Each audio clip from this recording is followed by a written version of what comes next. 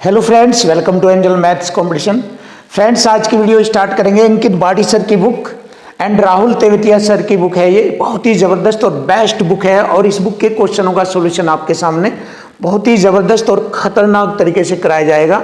और ये book complete mathematics है, जिसमें आपके लिए एक ज़बरदस्त कॉन्सेप्ट है लेकर आए हैं हम, जिसमें UPSI, SSC, CGL, CPO all exams के लिए ये बहुत ही ज़बरदस्त बुक होगी।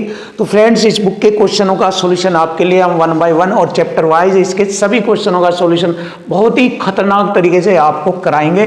तो आज की वीडियो के हम यहाँ पर आपके सामने ज़बरदस्त सॉल्यूशन लेकर आए हैं। तो देखिए फ्रेंड्स, आज की वीडियो का फर्स्ट क्वेश्चन आपके सामने है। जैसे क्वेश्चन नंबर 55 यानी कि 55वां क्वेश्चन आपके सामने। देखो इसका सॉल्यूशन कैसे निकलता है। क्वेश्चन में पूछा गया है कि यदि 1728 की घात 26 माइनस 2 की घात 156 को 16 से विभाजित किया जाता है तो शेषफल क्या होगा।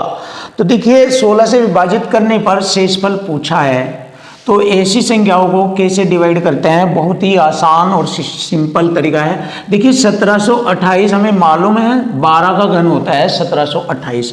अब हम इसको सिंपल तरीके से लिखेंगे और मालूम करेंगे कि ये संख्या 16 से विभाजित होगी या नहीं। देखिए 1728 हो जाता है 12 का घन, ऐसे लिखेंगे। और इस पर घात है हमारी 26 और माइनस 2 की घात 156। देखिए ऐसे लिखेंगे इसको। और इसके बाद फिर 12 को 2 के पदों में तोड़ेंगे, यानी कि 4 तिये 12 ऐसे करेंगे। देखिए 4 तिये 12, या फिर इसको ऐसे लिख लीजिए 2 की घात 2 गुणा 3, 2 दूनी 4 तिये 12। और ये 26 तिये 78 हो जाएगा, गुणा हो जाएगी 26 तिये 78 माइनस 2 की घात 156। देखो यहाँ तक कोई दिक्कत नहीं है, बिल्कुल इसको हम सिंपल कर रहे हैं। अगर कोई डाउट है, दिक्कत है तो पूछ लेना कमेंट में, हम आपको क्लियर करेंगे। देखिए अब मैं क्या करता हूँ, सिंपल सी बात है हमारी। मैं इसको ऐसे करूँगा, 2 की घात 2 में 78 की गुणा करूँगा, क्योंकि 78 दूनी होता है 156, और इसको बाहर ले लूँगा ऐसे। 78 दूनी 156 और गुणा, ये बाहर भी ले लिया मैंने, बाहर भी ले लिया, कॉमन भी ले लिया मैंने, बाहर भी ले लिया और कॉमन भी ले लिया, ऐसे लिख दूंगा मैं। 3 की घात 78 रह जाएगा, ये 3 की घात 78 माइनस 2 की घात 156, ये कॉमन ले लिया मैंने इसमें से बाहर, तो यहाँ पर रह जाएगा -1 ऐसे। अब देखो यहाँ से डेफिनेटली निश्चित हो गया है कि यह संख्या 16 से विभाजित हो जाएगी, क्योंकि इसको भी 2 के पदों में तोड़कर 16 के रूप में कन्वर्ट कर लिया जाएगा। जैसे कि मैं यहाँ पर आपको दिखा रहा हूँ। देखो इसको ऐसे करेंगे, 2 की घात 4 गुणा 2 की घात 152 ऐसे लिख लेंगे, क्योंकि 152 और 4 156 हो जाता है। इसको ऐसे लिख लेते हैं। और ये जो का तू 3 की घात 78 माइनस 1। अब देखिए डेफिनेटली ये कट जाएगा। 2 की घात 4 मतलब होता है 16। देखिए 2 की घात 4 को हम ऐसे लिख सकते हैं, 2 की घात 4 को हम लिख सकते हैं 16, और डिवाइड करेंगे अब यहाँ पर 16 से। तो देखो अब लिखेंगे यहाँ डिवाइड बटे में, तो देख लीजिए ये डिवाइड हो जाएगा, 16 से 16 कट जाएगा, ये भागफल हो जाएगा। तो शेष कितना बचेगा, 0 बचेगा। तो भाग करने पर शेषफल क्या आता है, 0 आता है भाग करने पर। तो 16 से इसे भाग करने पर शेषफल 0 आता है, और यही हमारे क्वेश्चन का आंसर बन जाता है। तो देखो फ्रेंड, बहुत ही अच्छे तरीके से आपको हर क्वेश्चन का सॉल्यूशन किया जाएगा, कराया जाएगा, और इस बुक के ज़बरदस्त सॉल्यूशन आपको देखने को मिलेंगे। पूरी बुक करा के ही सांस लेंगे हम, दम लेंगे। तो देखो शेषफल क्या होगा, शेषफल क्या होगा। देखिए एसएससी सीजीएल में 2022 में ये क्वेश्चन आपसे पूछा गया था। अच्छे अच्छे क्वेश्चन आपके सामने हैं। इन मैथ्स के क्वेश्चनों को सीखकर आप SSC CGL, UPSI, bank, railway, CPO, SSC, CGS, CHSL और एनी अदर ऐसे ही एग्ज़ाम में आप कहीं भी किसी भी जगह आप एग्ज़ाम में सफलता प्राप्त कर सकते हैं, अगर आप ऐसे क्वेश्चनों का सॉल्यूशन सीख लेते हैं। तो चलिए देख लीजिए, ज़बरदस्त कॉन्सेप्ट है इन सभी क्वेश्चनों में। शेषफल क्या होगा जब 19 की घात 19 प्लस 20 को 18 से भाग किया जाएगा। देखिए इस संख्या को 19 की घात 19 प्लस 20 को 18 से भाग किया जाएगा तो शेषफल क्या होगा। देखिए 19 की घात 19 को लिखने में दिक्कत आती है, जैसे कि मैंने बताया इसको अगर लिखना शुरू कर दे काफ़ी दूर तक हो जाता है। तो ऐसी स्थिति में हमने एक कॉन्सेप्ट बताया था पिछली वीडियो में, ये कॉन्सेप्ट बताया था कि जब घात विषम आ जाती है तो आरंभिक विषम घात 1 या 3 लेते हैं। मैंने बताया था विषम आ जाती है घात तो आरंभिक विषम घात 1 या 3 लेते हैं। मैंने बताया था पहले भी, पिछली वीडियो में देख लेना, आपको बताया हुआ है। तो यहाँ पर हमारा 19 की घात 1 ले लेंगे, बजाय 19 की घात 19 के 1 ले लेंगे, क्योंकि ये भी विषम है और यहाँ पर ये भी विषम है। तो 19 की घात 19 1 ले लिया मैंने और प्लस 20 और भाग किया 18 से, तो शेषफल हमें मालूम हो जाएगा। देखिए 19 की घात 1 19 हो जाएगा और 20 39 जोड़ लेंगे और बटे में 18, तो शेष कितना आएगा। देखिए 18 दूनी 36 3 शेषफल बचता है, 18 दूनी 36 3 शेषफल बचता है, और यही हमारे क्वेश्चन का आंसर आ गया, ऑप्शन बी इज राइट, ये रहा। तो ये भी मेथड बहुत अच्छा है, ज़बरदस्त है, और वैसे भी इसके कई सारे मेथड है, अन्य मेथड से भी ये क्वेश्चन सॉल्व हो जाता है, कोई दिक्कत वाली बात नहीं। जैसे देख लीजिए सेकंड मेथड भी आप देख लीजिए कैसे होता है। देखो इसको ऐसे लिख लेंगे 19 की घात 19 को भाग करेंगे 18 से, क्योंकि ये दोनों के बटे हैं इसलिए प्लस 20 को भी 18 से भाग करेंगे। अब देखिए यहाँ पर एक कॉन्सेप्ट होता है, मैं आपको बता देता हूँ। इस तरह जब एक का अंतर वाली संख्या होती है तो यहाँ पर एक कॉन्सेप्ट होता है, वो लिख लेता हूँ मैं ऐसे, n + 1 की घात m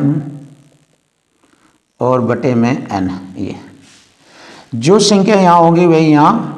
अब हम 19 को ऐसे भी तो लिख सकते हैं 18 + 1 इस फॉर्म में घात 19 और बटे यही ऐसे भी लिख सकते हैं। तो ऐसी स्थिति में हमारा क्या मान आता है, शेषफल। ऐसी कंडीशन में इसका शेषफल 1 होता है। क्या होता है, शेषफल 1 होता है, शेषफल 1। तो 1 तो यहाँ से हमें मिल जाएगा और प्लस 18 जैसे भाग देंगे 2 यहाँ से मिलेगा शेष, तो हमारा शेषफल 3 आ जाता है। ये सेकंड मेथड है आपको सीखने के लिए, ये अलग तरीका हो गया। और एक और तरीका है आपके लिए, अगर हम चाहे तो आपको एक और तरीका बता देंगे आपको।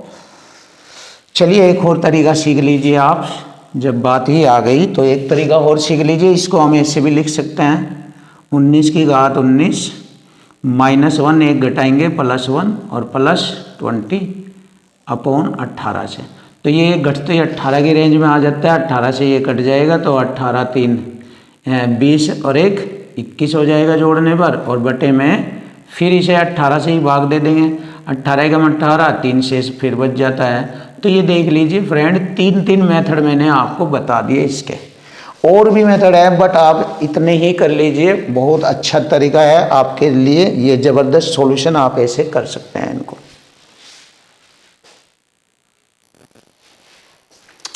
क्वेश्चन नंबर 57, देखिए ज़बरदस्त सॉल्यूशन आपके सामने।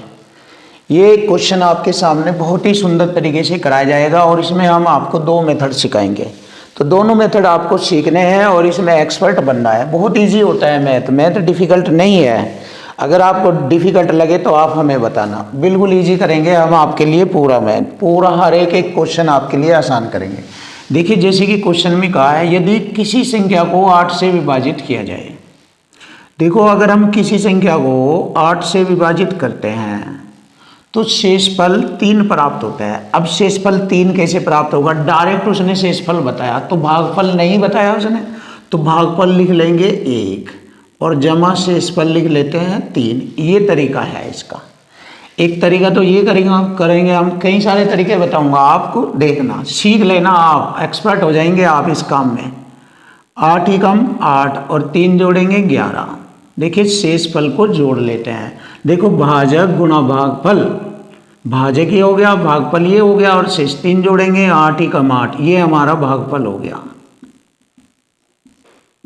और ये हो गया हमारा शेषफल, देख लीजिए आप, और ये हो गया हमारा भाजक। तो भाजक गुणा भागफल जमा शेषफल, संख्या आ जाएगी, ये संख्या हो गई हमारी।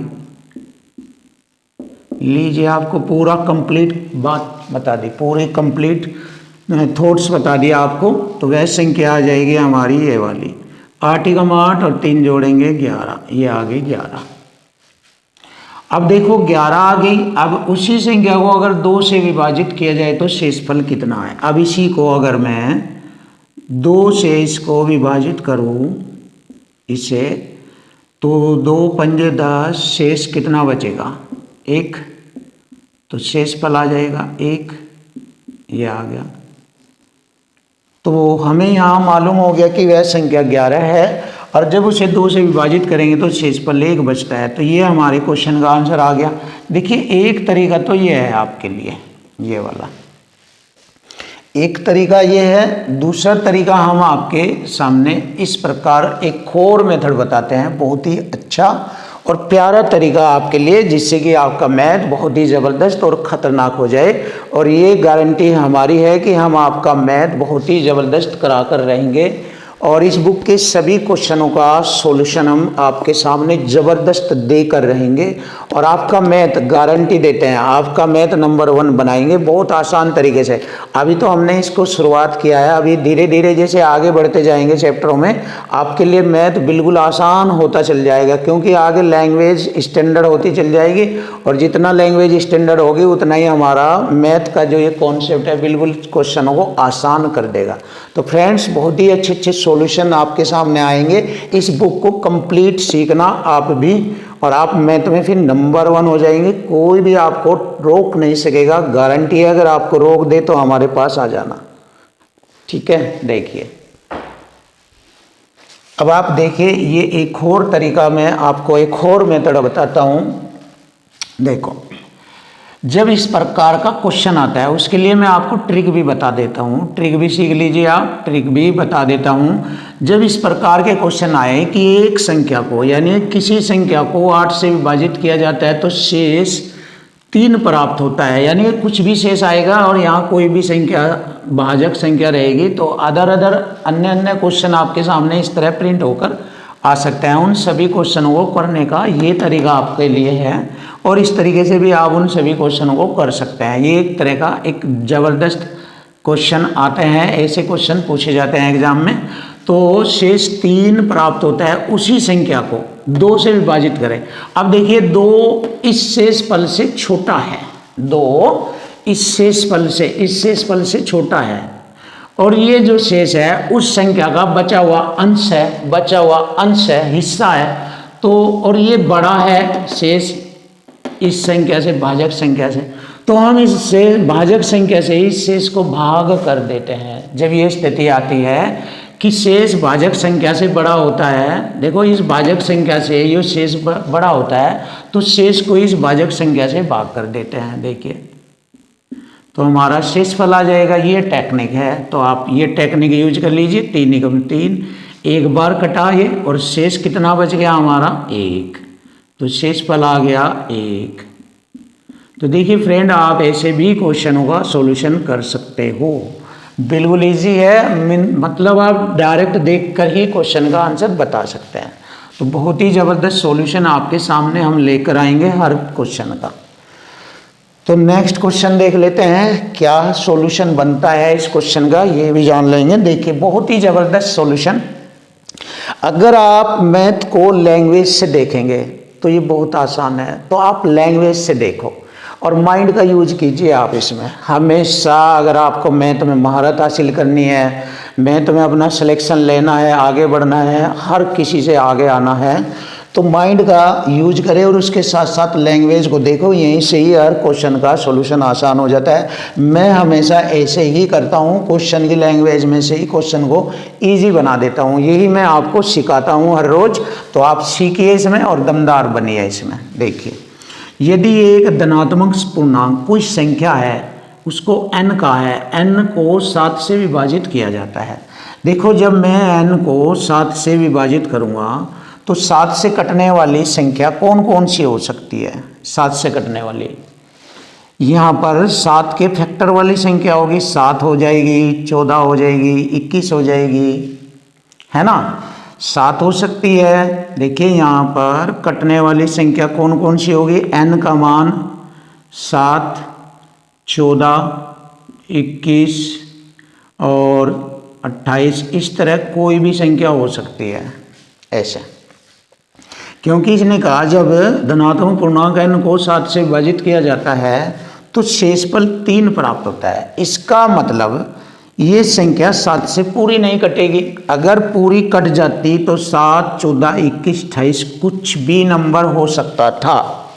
ध्यान से देखो, कुछ भी कोई भी नंबर हो सकता था, लेकिन उसने कहा है क्वेश्चन की लैंग्वेज के अकॉर्डिंग। क्या कहा है? हम क्वेश्चन की लैंग्वेज के अकॉर्डिंग चलते हैं, जैसे जैसे बोलता है।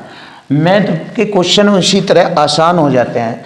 इसने कहा है कि जब मैं 7 से इसको भाग दूंगा तो शेषफल 3 प्राप्त होता है। इसका मतलब ये 7 से पूरी नहीं कटेगी, 3 शेष बचता है। तो निम्नलिखित में से किस संख्या को मैं 7 से विभाजित करने पर शेषफल 0 प्राप्त हो जाए? यानी कौन सी संख्या है जिसको मैं, ध्यान दीजिए, जिसको मैं 7 से पूरा पूरा काटूं तो शेषफल 0 बचे। 0 का मतलब ये हो गया कि वह पूरी पूरी कट जाए और शेष शून्य आ जाए। तो अब आप देखिए, जब मैं 7 से इसे काटता हूं तो शेष हमारा 3 बचता है। ये वाला शेष 3 बचता है, माइंड का यूज कीजिए। और मुझे काटना है उसको पूरा पूरा काटना है पूरा। तो मुझे क्या करना पड़ेगा? इसको 7, 3 बच रहा ना, तो 7 से जब इस पर मारने चलाएंगे तो 4 की जरूरत पड़ेगी, 4 की, क्योंकि 3 और वो जो जोड़ेंगे हम अपना शेष, तो ये है हमारा 3 और 4 जो हम और जोड़े इसमें तो 7 हो जाएगा। फिर 7 से ये पूरा कट जाएगा। अगर मैं इसमें 4 जोड़ दूँ तो इसका मतलब ये 7 हो जाएगा, फिर 7 से ये पूरा पूरा कट जाएगा। जो हमारा शेष बचा है 3, उसमें मैं 4 जोड़ दूँ तो 7 से पूरा पूरा कट जाएगा, तो ये फिर पूरा कट जाएगा। तो इसका मतलब क्या होता है?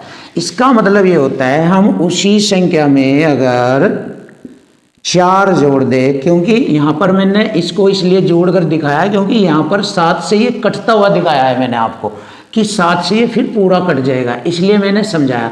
बट मुझे 4 जोड़ना है उस ओरिजिनल नंबर में यहाँ पर, क्योंकि ये तो इसी का बचा हुआ हिस्सा है, तो मैं फिर इसी में जोड़ दूंगा बस।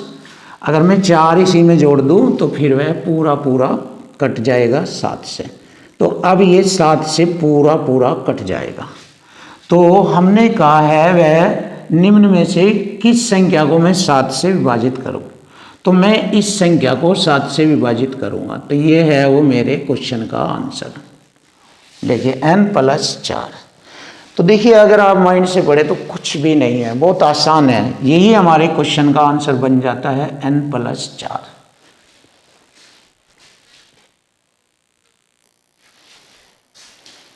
Question number 59। देखिए बहुत ही जबरदस्त सॉल्यूशन आपके सामने क्वेश्चन नंबर 59 का होगा। एक संख्या को 405 से विभाजित करने पर 30 शेषफल बचता है। देखिए 30 बचता है, और जब इसी संख्या को 27 से विभाजित करते हैं तो शेषफल क्या बचेगा? जैसे कि मैंने पहले क्वेश्चन में भी बताया है कि जो भाजक संख्या 27 है, इससे ज़्यादा ये शेष बच रहा है। जो शुरू में संख्या को 405 से भाग किया तो शेष 30 बचता है, और इसी संख्या को 27 से विभाजित करें तो शेष क्या बचेगा? तो क्योंकि ये 30 27 से ज़्यादा है, शेष बचा हुआ अंश इस 27 से ज़्यादा है, तो इसलिए इसी को हम 27 से विभाजित कर देते हैं। ये ट्रिक मैंने अभी पिछले क्वेश्चन में भी बताई थी। तो शेष को ही दूसरी भाजक संख्या से हम भाग कर देते हैं। जैसे शेष हमारा 30 है, अब 30 को ही हम 27 से भाग करेंगे तो 27 ही कम 27, तो शेष बचा, ये भागफल हो गया, एक बार मारनी चली है, तो शेष बचता है हमारा 3। तो शेष 3 बचता है, और यही हमारे क्वेश्चन का आंसर बन जाता है। तो देखो फ्रेंड, बहुत ही अच्छा और सिंपल मेथड आपके सामने है। ये ऑप्शन बी इज राइट, ऐसे कर देना। अब देखो नया क्वेश्चन, जब एक पूर्णांक n को 8 से विभाजित किया जाता है तो शेष 3 बचता है। देखिए उसी टाइप का क्वेश्चन है। और जब 6n-1 को 8 से विभाजित किया जाता है तो शेष क्या बचेगा?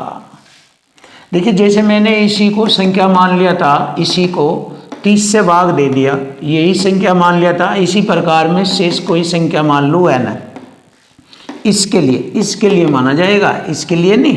जो ये शेष बचा है इसके लिए n मान लिया जाता है। तो फिर 8 से विभाजित करें तो शेष क्या होगा। देखो एक तो तरीका ये है, इसी प्रकार से है ये भी। देखो 6 n का मान ये आ गया यहाँ से 3 -1 और बटे में 8। तो 6 × 18 में से 1 घटाएंगे 17/8। तो शेष कितना बचेगा, शेष बचेगा 8 दूनी 16, 1 बचेगा शेष। और यही हमारे क्वेश्चन का आंसर है। तो देखिए फ्रेंड, एक तरीका तो मैंने आपको ये बता दिया। अब मैं आपको दूसरा तरीका भी बता रहा हूँ। देखिए दूसरा तरीका आपके सामने क्या होगा। अब देखो n को अगर मैं 8 से भाग देता हूँ तो भागफल 1 प्लस शेषफल 3। तो यहाँ से मैं n बराबर मान ज्ञात कर लूँगा, 8 × 8 और 3 11। n बराबर हमारा मान है 11। तो देखिए यहाँ पर n की वैल्यू अब मैंने 11, ये दूसरा मेथड है, अलग तरीका ये, इससे भी हम कर सकते हैं। n का मान यहाँ पर भरूँगा मैं, 6n - 1 को 8 से भाग दें तो शेष कितना बचता है। देखिए 6 n का मान हो जाएगा 11 -1/8। तो 11 × 66 में से 1 घटाएंगे 65/8। तो 8 × 8 = 64, शेषफल कितना बचेगा 1। 65 में से 64 घटाएंगे, 8 × 8 = 64, शेष 1 बचेगा। तो ये मेथड भी आपका बिल्कुल आसान है, अच्छा है, आप ऐसे भी कर सकते हैं। शेष आ गया हमारा 1 और यही क्वेश्चन का आंसर आ जाएगा, ऑप्शन बी इज राइट। तो ऑप्शन बी इज राइट, ये हमारे क्वेश्चन का आंसर है।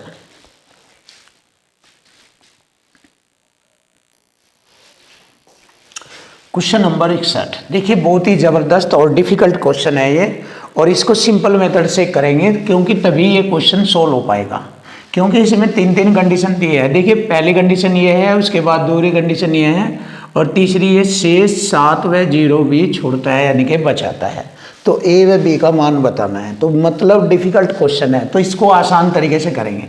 देखिए ये हमारा एक व्यंजक है, इसमें क्रम से 2x - 3 और x = 2 से इसे विभाजित करने पर शेष 7 और 0 बचता है।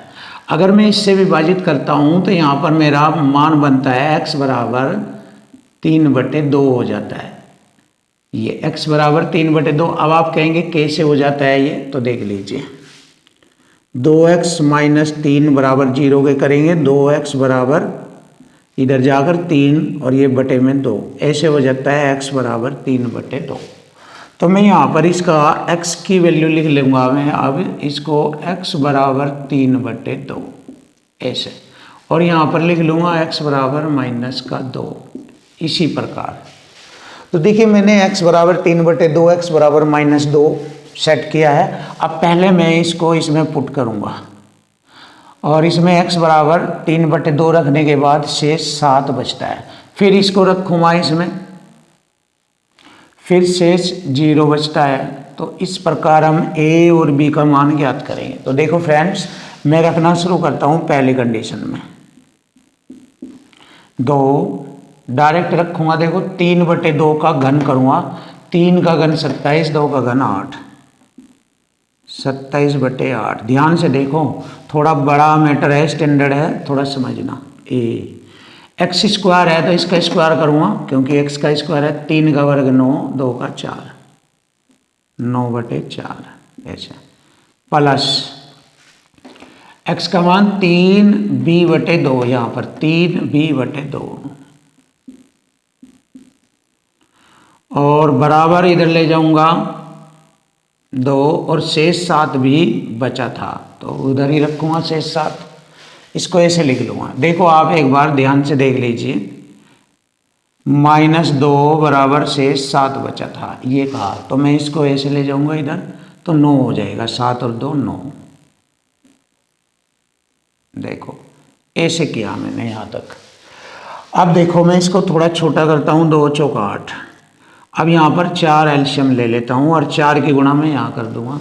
एलसीएम लेने के बाद 4 × 9 = 36। देखो चलिए कर लेते हैं। कभी आप यूँ सोचे कि भाई दिक्कत आ रही है, बिल्कुल क्लियर कर देता हूँ, कोई बात नहीं।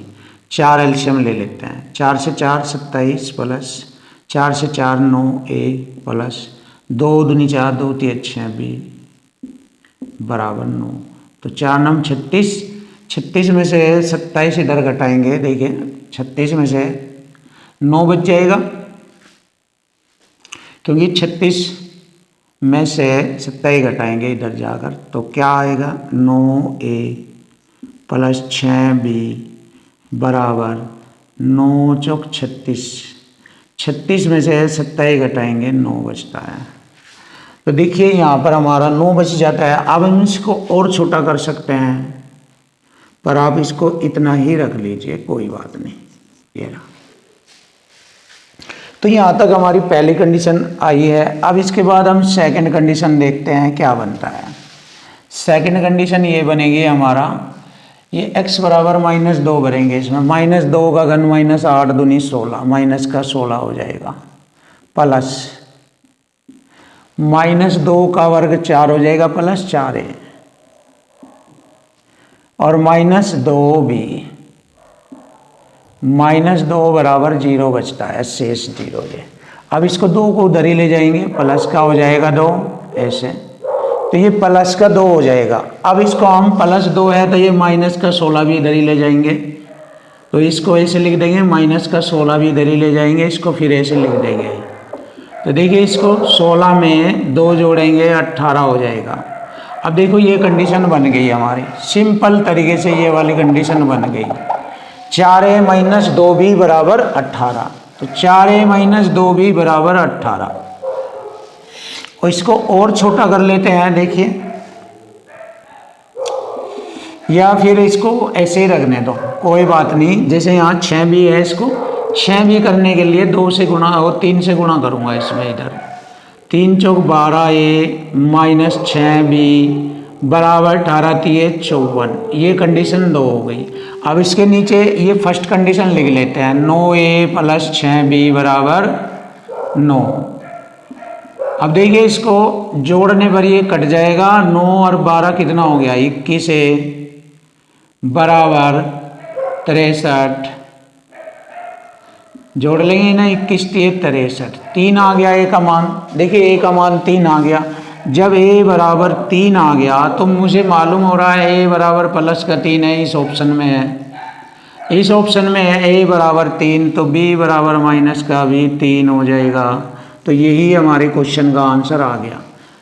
ये रहा हमारे क्वेश्चन का answer, option A is right. तो फ्रेंड इस तरीके से थोड़ा सा करना था ये, क्योंकि इसमें थोड़ा सा मेहनत थी, तो मैंने इसको सिंपल मेथड से आपको बताया, जिससे कि आपके समझ में आ जाए, अच्छी तरीके से आ जाए। थोड़ा बताना चाहिए, ऐसे भी आप पर आना चाहिए, ऐसे नहीं कि हर जगह आप बिल्कुल ही फास्ट चले। कभी कभी सीखने के लिए चीज़ों को ध्यान से ऐसे भी करना पड़ जाता है। तो हम नेक्स्ट क्वेश्चन देखते हैं। देखिए बेस्ट क्वेश्चन आपके सामने, माना x वह बड़ी से बड़ी संख्या है जिससे 255, 1027, 1075 को विभाजित किया जाता है, तो प्रत्येक मामले में समान शेषफल बचता है। देखिए जब समान शेषफल बचता है तो इस प्रकार के क्वेश्चन को सोल्व करेंगे। सेकंड नंबर में से पहली संख्या घटा दीजिए और थर्ड में से सेकंड और फिर थर्ड में से फर्स्ट नंबर घटाकर बची संख्याओं का एलसीएम ले लेते हैं। देखिए कैसे करते हैं हम, इसमें से मैं ये घटाऊंगा, कितना बचता है, 1027 में से 955 घटाऊंगा तो 72 बचता है। देखिए इसमें से ये घटा दिया मैंने 72, फिर मैं इसमें से ये घटाऊंगा, 1075 में से 1027 घटाऊंगा तो बचता है 48। फिर मैं इसमें से ये वाली संख्या घटाऊंगा, 1075 में से 955 घटता है तो 120 बच जाता है। देखिए यहाँ तक आप समझ गए होंगे, शायद मैंने इनको घटाया है। और ये कंडीशन जब लगती है जब प्रत्येक मामले में समान शेष बचता है, ऐसे आता है। अब यहाँ इनका एचसीएफ ले लेंगे हम, एचसीएफ क्या होता है, 2 या 2 से अधिक जब संख्याएं आ जाती है तो उनमें 2 निकटतम संख्याओं के बीच का अंतर एचसीएफ होता है। तो 2 निकटतम संख्याओं के बीच का अंतर मेरा यहाँ पर एचसीएफ, देखिए इनका अंतर बैठ रहा है, 12 में से 8 घटाएंगे 4 और 6 में से 4 घटाएंगे 2, ये हो गया मेरा अंतर। तो ये जो अंतर हो गया, क्योंकि 24 इसको पूरा काट देगा, 24 3 72, 24 दूनी 48, 24 पंजे 120। तो ये हमारा x का मान आ गया, x का मान ये ही है हमारा x का मान। x वह बड़ी से बड़ी संख्या है, जब हम इससे इन्हें भाग देंगे तो समान शेषफल बचता है। तो उन्होंने पूछा कौन सा x का गुणक नहीं है।